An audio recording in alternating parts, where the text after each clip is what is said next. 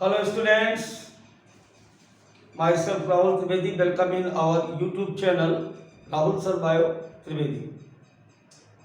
बच्चों plant respiration चल रहा है। आज हम लोग 5वें लेक्चर में बात करेंगे क्रेब्स साइकिल की।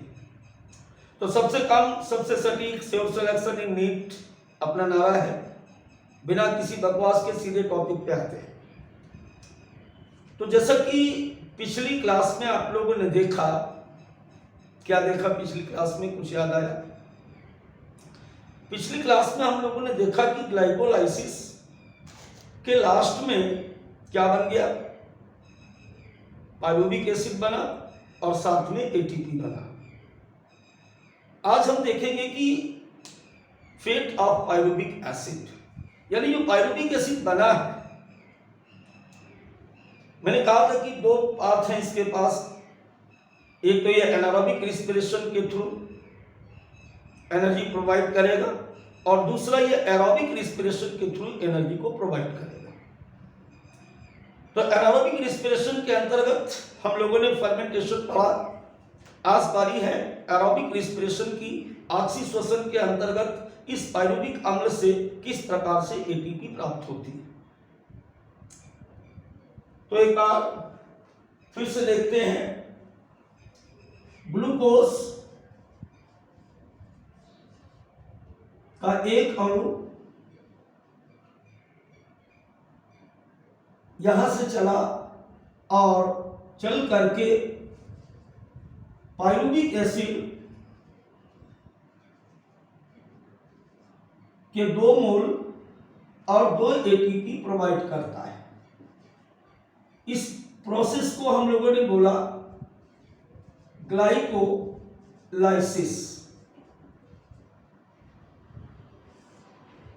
अब हमारे पास क्या है बच्चों? पायरुविक एसिड है। इस पायरुविक एसिड का फेट क्या होगा, यानी इसका भविष्य क्या होगा? पायरुविक एसिड यहां से चल करके माइटोकॉन्ड्रिया में जाएगा। सपोज करें इसका माइटोकॉन्ड्रिया, और माइटोकॉन्ड्रिया में यहां पर आप देख सकते हो, या आपने पढ़ रखा है बेटा, कितनी मेम्ब्रेन होती है? 2 डबल मेम्ब्रेनस ऑर्गेनेल्स है। यहां पर ये ध्यान देने की बहुत जरूरत है। पायरुविक एसिड साइटोप्लाज्म से, क्योंकि ग्लाइकोलाइसिस कहां पे हुई थी? साइटोप्लाज्म में हुई थी, याद ही है आपको। इस साइटोप्लाज्म से ग्लाइकोलाइसिस में बना हुआ end product pyruvic acid mitochondria में प्रवेश करता है। यहां पे आ गया, इस जगह पे पायरुविक एसिड आ गया। Means now the pyruvic acid located between the mitochondrial membranous space। अब यहां पर एक प्रॉब्लम होगी। ये माइटोकॉन्ड्रिया इसके आगे नहीं जा सकता है, क्योंकि माइटोकॉन्ड्रिया के लिए ये पायरुविक एसिड माइटोकॉन्ड्रिया की इनर मेम्ब्रेन को क्रॉस नहीं कर सकता है। ये इम्परवियस अपारगम्य है। किसके लिए? पायरुविक अम्ल के लिए नहीं जा सकता है। देखो, इस टॉपिक में जल्दबाजी नहीं करना है, बड़े आराम से पढ़ें। और ये जो स्पीड बढ़ा करके वीडियो देखते हो ना, इसे बंद कर दीजिए। सर का कुछ नहीं बिगड़ता बेटा, आपका गड़बड़ हो जाता है। कोई भी टॉपिक जब तक आप पूरी तरह से नहीं समझोगे तब तक आपको नहीं आएगा। एक हमें कोर्स नहीं पूरा करना है कि चलो वीडियो देखना है बड़ी तेजी के साथ, बस सर को लग जाए कि वीडियो देखा है। अरे नहीं भाई, सीखना है, नीट के क्वेश्चन करने हैं, तो स्टेप बाय स्टेप इसको आराम से देखो और शुरू से लेकर आखिरी तक देखो। तो चलिए, मैंने क्या कहा आपसे कि जो पायरुविक एसिड है इसके अंदर नहीं जा सकता। और आप लोगों ने पढ़ रखा है कि क्रेब्स साइकिल जो होती है, ये क्रेब्स साइकिल माइटोकॉन्ड्रियल मैट्रिक्स में कंप्लीट होती है। इसका मैट्रिक्स है ना प्रॉब्लम? प्रॉब्लम क्या है यहां पर प्रॉब्लम सामने है। पायरुविक एसिड ग्लाइकोलाइसिस में बना मेम्ब्रेनस स्पेस यानी पहली मेम्ब्रेन को क्रॉस कर लेता है, लेकिन अंदर वाले में नहीं जा सकता है। अब क्या होगा? एक नई रिएक्शन यहां पे होती है जो क्रेब्स साइकिल से पहले और ग्लाइकोलाइसिस के बाद होती है। इसे हम कहते हैं लिंक रिएक्शन, इसे हम कहते हैं गेटवे रिएक्शन, इसे हम कहते हैं ऑक्सीडेटिव डीकार्बोक्सिलेशन, इसे हम कहते हैं formation of acetyl coenzyme A. Acetyl coenzyme A, formation of acetyl coenzyme A. अभी क्या हो रहा है? सबसे पहली बात तो आप ये समझ लें कि ये रिएक्शन होती कहां है? Between the both mitochondrial membrane या membranous space of the mitochondria. कई लोगों का मानना होता है कि that is completed in cytoplasm. Question गलत हो जाएगा, ध्यान रखें। कहां होगा? मैं क्या कह रहा हूं कि पायरुविक एसिड यहां पे आ गया है। अब क्या होगा? इस पायरुविक अम्ल को, ये जो पायरुविक अम्ल यहां पे आया है, ये NAD आयनों के साथ, किसके साथ? NAD आयनों के साथ कोएंजाइम ए की प्रेजेंस में पायरुविक एसिड डिहाइड्रोजिनेस एंजाइम की प्रेजेंस में क्या बनाता है बेटा? एसिटाइल कोएंजाइम ए बनाता है। क्या बना रहा है? एसिटाइल कोएंजाइम ए बनाता है। अब इस पूरे प्रोसेस में इसके साथ साथ एक CO2 मॉलिक्यूल बाहर निकलता है। अब ये क्या है? निकोटिनामाइड एडेनिन डाइन्यूक्लियोटाइड, ये बदल जाता है NAD2HU। तो इस प्रकार माइटोकॉन्ड्रियल मेम्ब्रेनस स्पेस में बना क्या बन रहा है? Acetyl coenzyme A. अब देखो, इसे हमने क्या कहा था कि ऑक्सीडेटिव फास्फोराइलेशन। पहली बात में इसको बोलते हैं formation of acetyl coenzyme A. दूसरी बात हम इसे बोलते हैं oxidative decarboxylation, not phosphorylation, decarboxylation. क्यों? क्योंकि इस रिएक्शन में आप देख रहे हैं कि यहां पर CO2 बाहर निकल रही है बेटा। अब तीसरी बात मैंने क्या कही थी कि इस रिएक्शन को हम क्या बोलते हैं? Gateway reaction. क्यों बोलते हैं गेटवे रिएक्शन? क्योंकि अब ये पायरुविक एसिड किसमें बदल गया? एसिटाइल कोएंजाइम ए में बदल गया, और अब ये एसिटाइल कोएंजाइम माइटोकॉन्ड्रियल मैट्रिक्स में एंट्री करता है। I think my point is clear now. इसलिए हम इसे बोलते हैं गेटवे रिएक्शन। पॉइंट नंबर 4 पे ध्यान दें। इस रिएक्शन का एक नाम और है, और वो नाम क्या बताया मैंने? Link reaction. Link reaction. क्यों? क्योंकि ये लिंक कर रहा है बेटा। किसे लिंक कर रहा? एनारोबिक रेस्पिरेशन ग्लाइकोलाइसिस के इन प्रोडक्ट पायरुविक एसिड को एरोबिक रेस्पिरेशन के साथ लिंक करवा रहा है। In reality, this reaction is linked aerobic and anaerobic respiration। इसलिए बच्चों हम इसे क्या बोलते हैं? लिंक रिएक्शन कहते हैं। तो I think my point is clear now. Gateway reaction, link reaction, oxidative decarboxylation, formation of acetyl coenzyme A, ये सारी बातें की, और सबका मतलब अलग अलग है। समझ गए पूरी बात को? अब ये जो एसिटाइल कोएंजाइम ए यहां पर आया है, कहां पे आया, मैट्रिक्स में आया। ये acetyl coenzyme A Krebs cycle को स्टार्ट करेगा। अब हम लोग प्रॉपर वे में बात करेंगे क्रेब्स साइकिल की। एसिटाइल कोएंजाइम ए इंटर हो चुका है माइटोकॉन्ड्रियल मैट्रिक्स में, लेकिन चलो पहले कुछ बातें और आपको बताते हैं जो सीधे सीधे थ्योरेटिकल क्वेश्चन यहां से आते हैं। इसे हम लोग बोलते हैं क्रेब्स साइकिल। इसे हम लोग बोलते हैं TCA साइकिल, और इसे हम लोग बोलते हैं सिट्रिक एसिड साइकिल। तीन क्वेश्चन यहां पर पहले आप यूं देख लें। क्रेब्स साइकिल क्यों बोलते हैं? इसके जो खोजकर्ता थे, इसके जो डिस्कवरर थे, उनका नाम था क्रेब्स हैंसलिट। तो उनके नाम पर इस पूरे प्रोसेस को हम क्रेब्स साइकिल कहते हैं।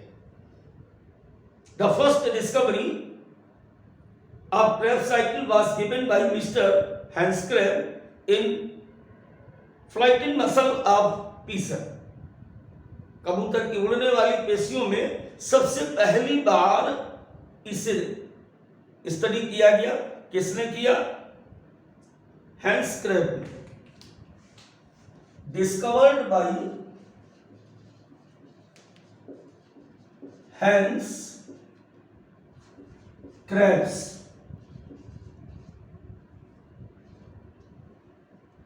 इन flighting muscles of पीसन।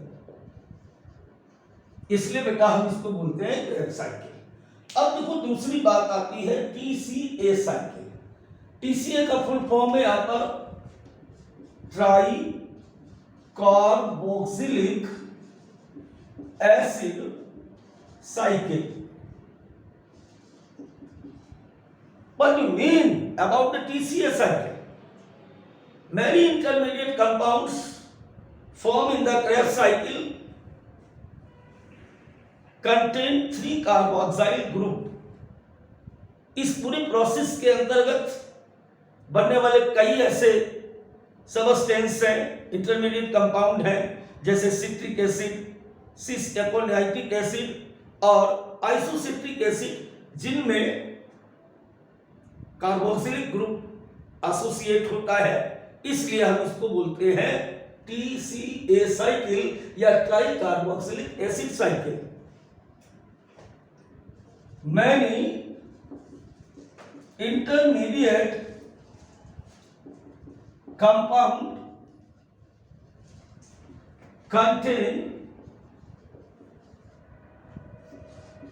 Carboxylic group. अब तीसरी बात बेटा, citric acid cycle. Citric acid cycle क्यों बोल लेते हैं इसको? क्योंकि इसका जो फर्स्ट कंपाउंड है, यानी जब क्रेब्स साइकिल स्टार्ट होता है तो जो पहला कंपाउंड बनता है वो होता है सिट्रिक एसिड। समझ गए बात को? तो ये तो केवल यहां पर बात की गई इसके टर्म एक्सप्लेनेशन की कि इनको यही क्यों बोलते हैं, या केवल आप ये ना मान के चलें भैया कि क्रेब्स साइकिल ही केवल नाम है, इसके दो नाम और भी हैं। अब देखिए इसके बाद क्या इस साइकिल के लिए ऑक्सीजन की रिक्वायरमेंट होती है? बोलो, होती है। क्योंकि ये किसका पार्ट है? एरोबिक रेस्पिरेशन का है, तो रिक्वायर्ड O2 किसका पार्ट है? एरोबिक रेस्पिरेशन का, ऑक्सीश्वसन का। तो इसमें हमें ऑक्सीजन की जरूरत होती है। अब देखिए इसके बाद छोटे वाले बच्चे यानी हमारे 11th क्लास के बच्चे, नेट वाला तो जानता होता है, कई बार छोटा बच्चा पूछ देता है कि सर ये होती कहां पे है? अरे भाई साहब, पेड़ पे नहीं होती ना, आपके क्लास के रूम के अंदर होती है। इट इज कंप्लीटेड इन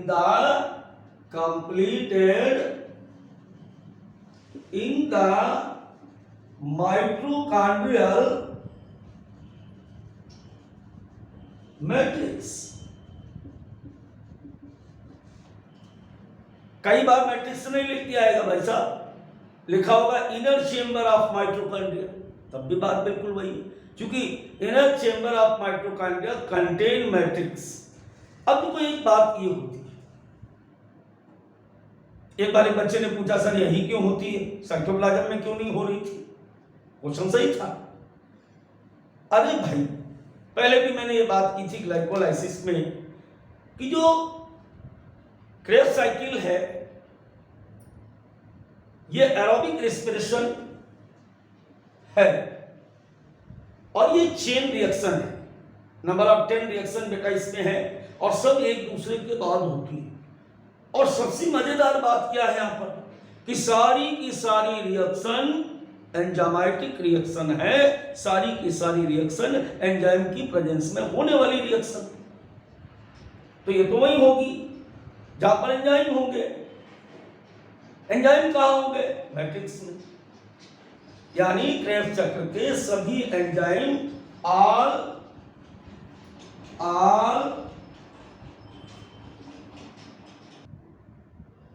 तो बात कर रहे थे all enzyme which required in Krebs cycle present in the mitochondrial matrix. Krebs चक्र में प्रयोग होने वाले सारे एंजाइम मैट्रिक्स में मिलते हैं। यहां पर एक बड़ा चोर क्वेश्चन है, नीट ने कई बार बड़े बड़े धुरंधरों को पटक दिया इस क्वेश्चन में। भैया समझ के चलिए क्या है। एक एंजाइम ऐसा है जो इस मैट्रिक्स में नहीं पाया जाता है, एक्सेप्शन है। कहां पाया जाता है? वो माइटोकॉन्ड्रिया की इनर मेम्ब्रेन के साथ पाया जाता है। कौन सा? नाम है उसका SDH, सक्सिनेट डिहाइड्रोजिनेस। ये मात्र एक ऐसा एंजाइम है जो माइटोकॉन्ड्रिया की इनर मेम्ब्रेन के साथ एसोसिएट होता है। बाकी सारे एंजाइम कहां पे पाए जाएंगे? मैट्रिक्स में पाए जाएंगे। चलिए अब हम लोग बात करते हैं कि साइकिल चलती कैसे है। तो हम लोग बात कर रहे थे कि ये साइकिल कैसे होती है, क्या क्या होता है साइकिल में, कहां पूरी होती है, कब पूरी होती है, कौन इंटरमीडिएट कंपाउंड बनते हैं। ऐसी होती है भैया, देख लो, डरना नहीं है, बहुत इजी है। इससे इजी कोई भी टॉपिक इस चैप्टर में नहीं है। देखो आओ सिखाते हैं तुम्हें कैसे इजी है।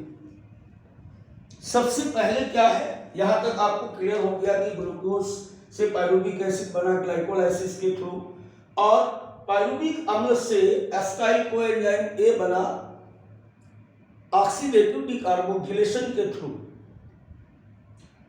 ये रिएक्शन साइटोप्लाज्म में हुई, ये रिएक्शन माइटोकॉन्ड्रियल मेम्ब्रेन में हुई, और ये एस्टाइल कोएंजाइम ए मैट्रिक्स में एंट्री करता है। पहला काम क्या करो, ऐसे याद नहीं रहेगा ये सब क्या लिखा हुआ है। पहला काम क्या करना है कि कितने कंपोनेंट इंटरमीडिएट कंपाउंड बने। चलो 1 2 3 4 5 6 7 8 9 और 10। अब दूसरी प्रॉब्लम क्या होती है कि आपको याद कैसे रहे। ये तो एक इजी ट्रिक समझो इसकी। इसको एक बात ध्यान रखो, मजाक किया, काले काले ये ओंठ होता, होंठ है, यहां पर हम लिखेंगे ओंठ। काले काले ये ओंठ, अब किसके हैं ये ओंठ? अल्फा कीटोग्लूटारिक एसिड के। काले काले ये ओंठ सजाते सजाते यहां पर ध्यान दीजिए, ये है सजाते, फिर यहां पर सजाते, फिर मेरे ओंठ हो गए। समझ लिया क्या बताया? काले काले ये ओंठ, सजाते सजाते फिर मेरे ओंठ हो गए। इससे क्या होगा सर? इससे आपको बच्चों ये सीरियल एकदम से क्लियर रहेगा, कौन किसके बाद बनेगा, कैसे। काले पहला सिट्रिक एसिड, दूसरा काले सिस एकोनाइटिक एसिड, तीसरा ये आइसोसाइट्रिक एसिड, ओंठ ऑक्जेलोसक्सिनिक एसिड। अब रुको, किसके थे ना? Alpha ketoglutaric acid. फिर सजाते सक्सिनाइल को एंजाइम ए, फिर सजाते सक्सिनिक एसिड, फिर फ्यूमेरिक एसिड, मेरे मैलिक एसिड, ओंठ ऑक्सेलो एसिटिक एसिड। तो इस ट्रिक से सबसे पहली बात आपको यही पता चल गया कौन किसके बाद बनने वाला है। रैंडम नहीं रहा, सारी चीजें सीरियल में आ गई। एक दो बार प्रैक्टिस करेंगे अपने आप समझ में आ जाएगा। काले काले ये ओंठ, सजाते सजाते फिर मेरे ओंठ हो गए। अब देखिए ये सब बना क्या है, ये सब क्या बना है, चलो देखते हैं क्या बना है। सबसे पहले हम क्या देख रहे हैं, रिएक्शन नंबर फर्स्ट में अगर आप देखेंगे कि ऑक्सेलो एसिटिक एसिड एक अणु जल के साथ एसिटाइल को एंजाइम ए से रिएक्शन करता है, एंजाइम सिंथेटेस की प्रेजेंस में, और बनाता है सिट्रिक एसिड। मैंने कहा था कि the first compound of this cycle is citric acid, इसलिए इसको हम सिट्रिक एसिड साइकिल भी कहते हैं। यहां पर भी देख सकते हो, इज द ऑक्सेलो एसिटिक एसिड, एक अणु H2O, और यहां पर acetyl coenzyme A associated with presence of citrate synthetase enzyme and form काले, मतलब सिट्रिक एसिड। तो पहली बात एकदम क्लियर होगी, इजी होगी। जो यहां पे जैसे लिखा था वही यहां पे लिख दिया गया। अब रिएक्शन नंबर 2 हम देखेंगे।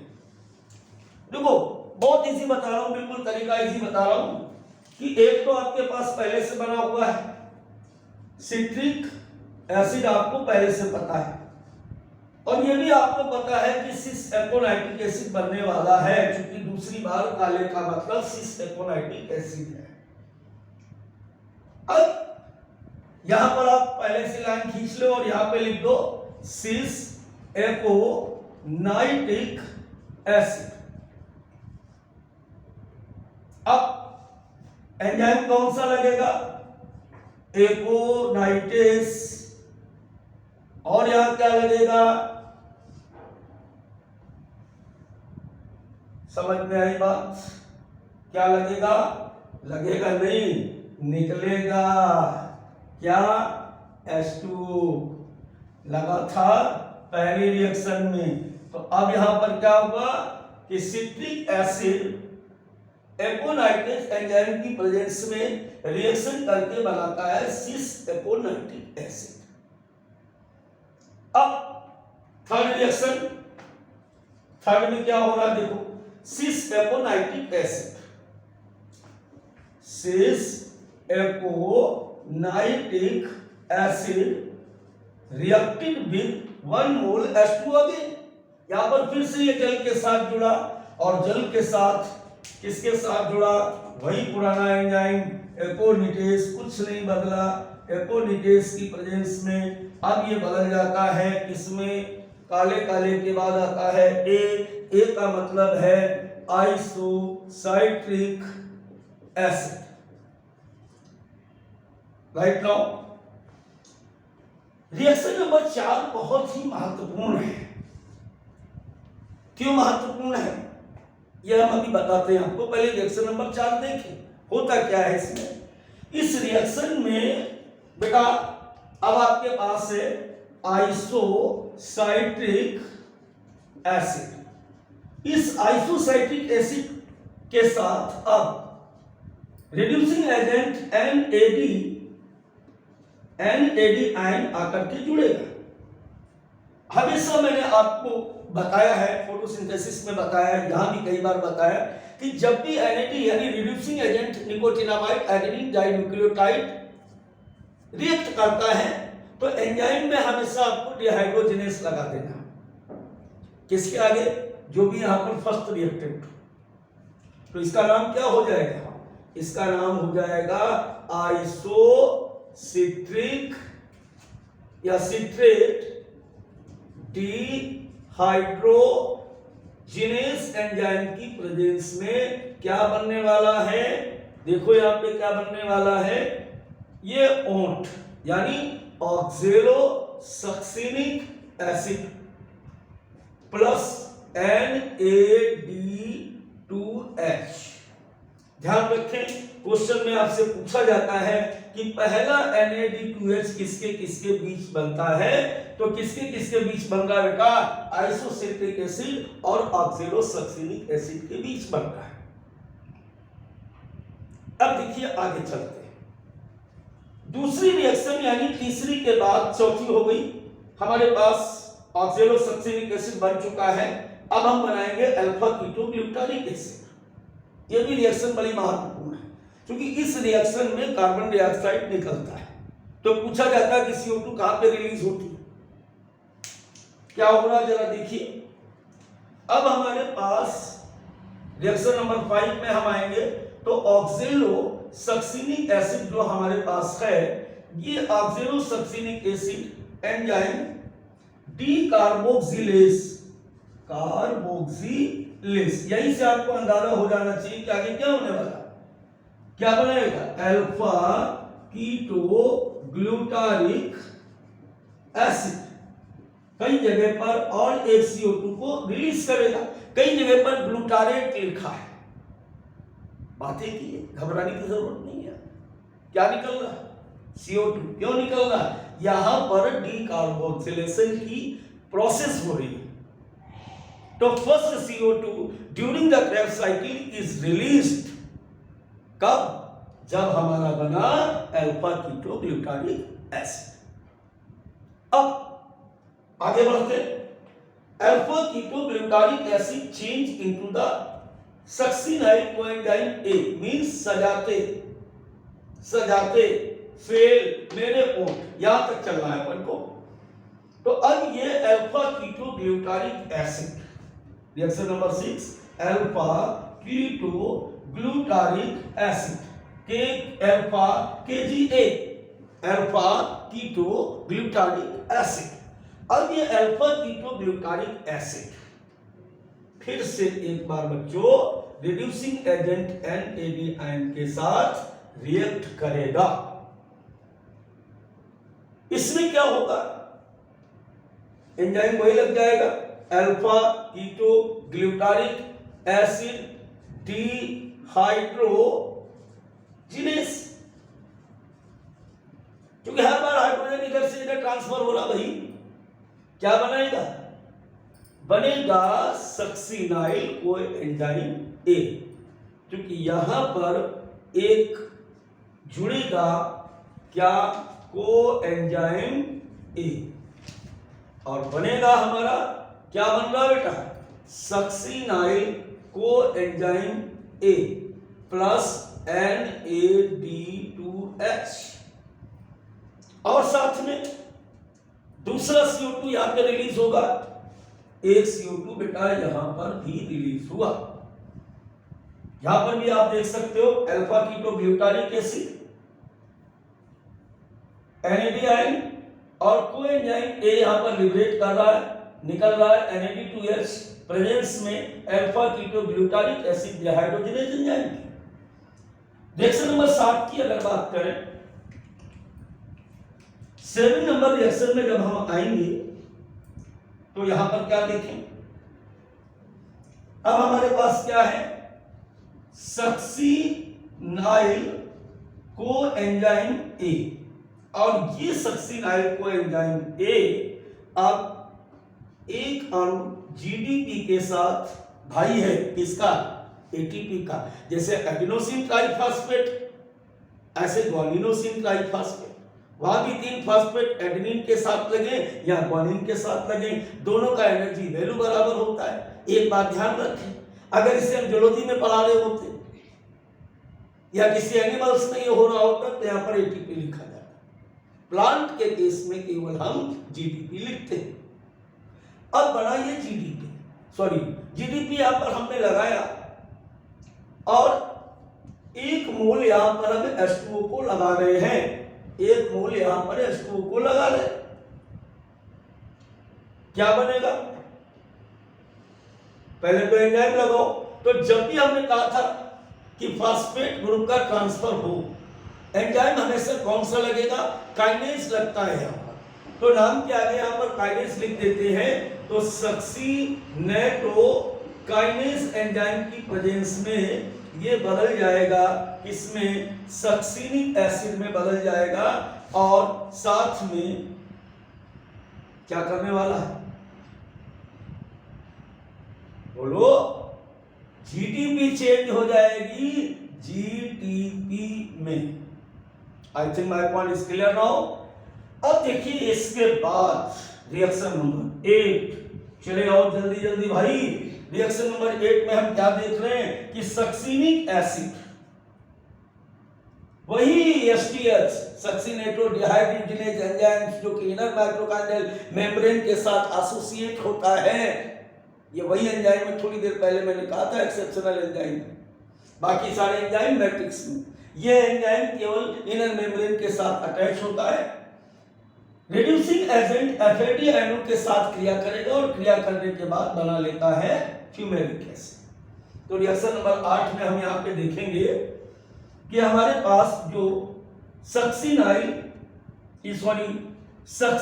एसिड है, ये सक्सीनिक एसिड अब ये FAD आयन के साथ रिएक्ट करेगा।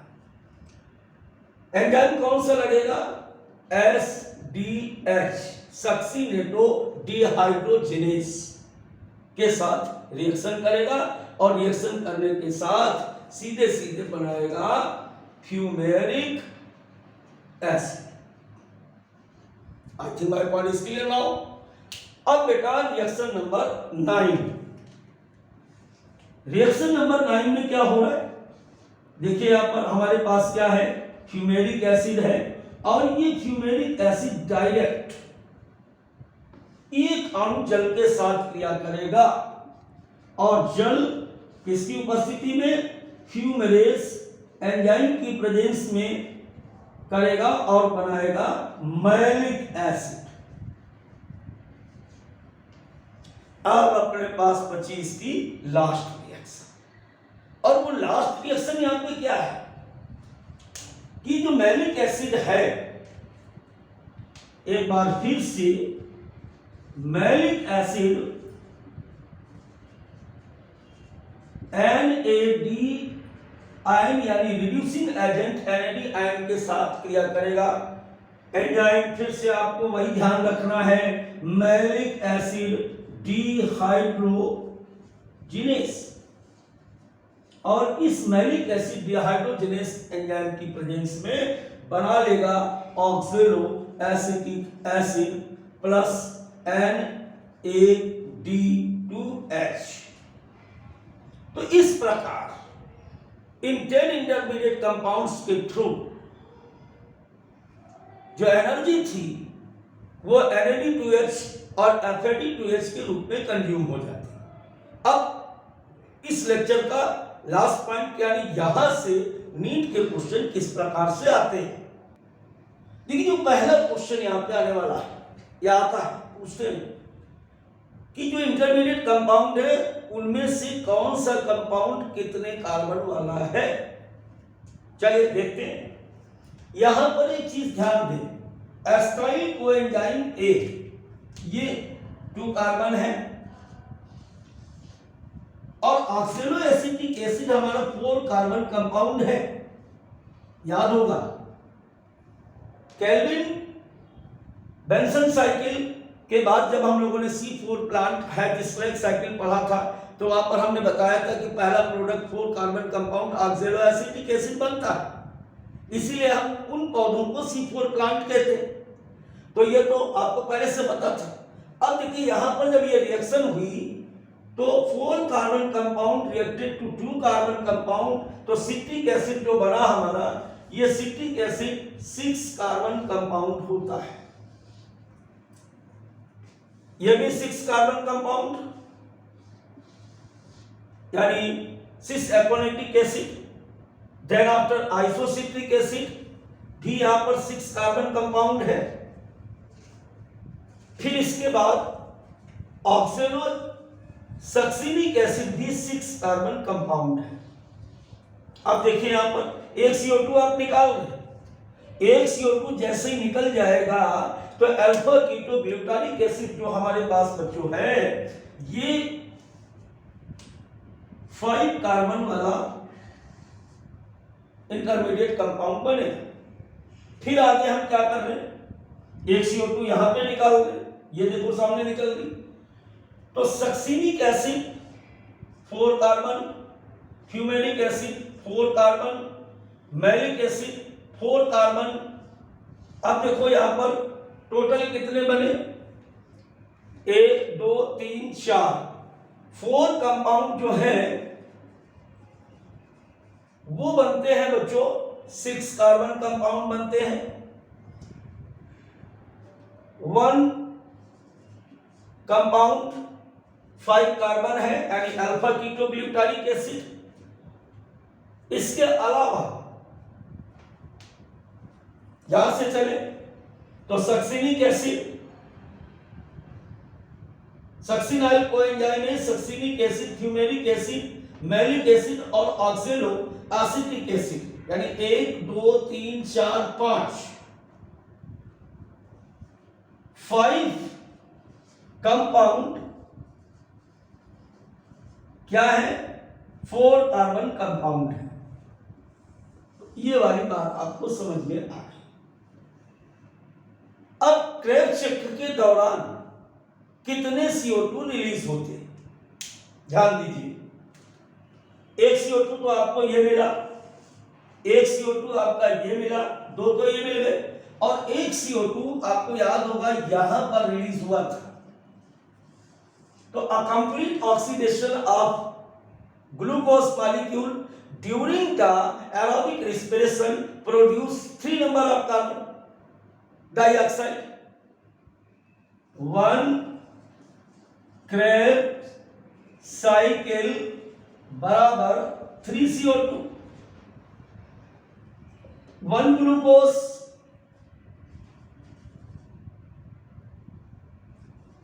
बराबर 2 पाइरुविक एसिड बराबर 2 क्या, क्रेब्स साइकिल बराबर 6 CO2।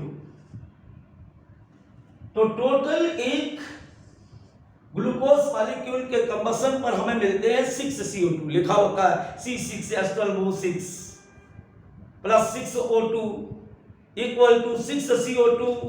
तो वो कौन से 6 CO2 आपके सामने काउंट कराइए। अब बात आती है कि हाउ मेनी ATP प्रोड्यूस्ड। देखिए इस पूरे प्रोसेस में केवल एक ही GDP डायरेक्ट प्राप्त होती है, बाकी क्या मिला, चेक मिले।